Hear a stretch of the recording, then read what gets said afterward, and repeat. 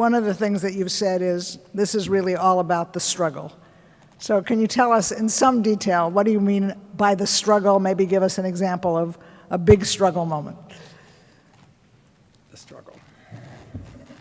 All right. Don't admit that your faith is weak. Don't say that you feel like dying. Life's hard, then it feels like diamonds. Your home is so far gone, much too late to even feel like trying. Don't understand what I'm saying? Don't understand what I'm implying? If you feel you don't want to be alive, you feel just how I am. That's Lupe Fiasco.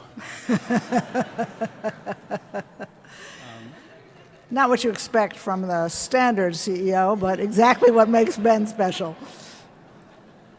Like that's how I open that piece. And I think that expresses it. You get into a situation where, in building a company, you hire all the best, you come up with some idea, you convince people to join you, you hire all the best people, you tell them that this is going to be great for them. They sacrifice doing things like working at very high-paying jobs like Google. You get money from all the people who know and really care about you, including like sometimes your parents. And there you are starting this thing, and then you spend all your time on it, day and night. You have no other life, it's just this. And then everybody who you're connected to, who you respect and care about is involved, and then you're failing. And then it's going to go down, and all those people that you hired, it's going to be a giant waste of their time, and they're going to get laid off. And the people who gave you money, they're going to lose all their money. And like, how do you feel? And then how do you deal? And that's the struggle.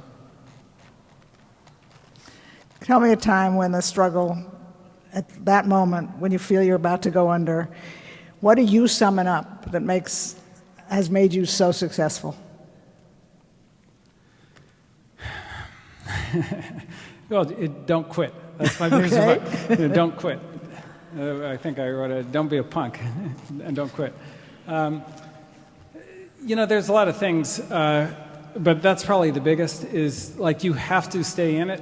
And a lot of it is, one of the things I wrote in the book is chances are, one of the lines, chances are you're dead. And the reason that I wrote that is my friend Peter Thiel has this really great thing he says between kind of a deterministic and an indeterministic world.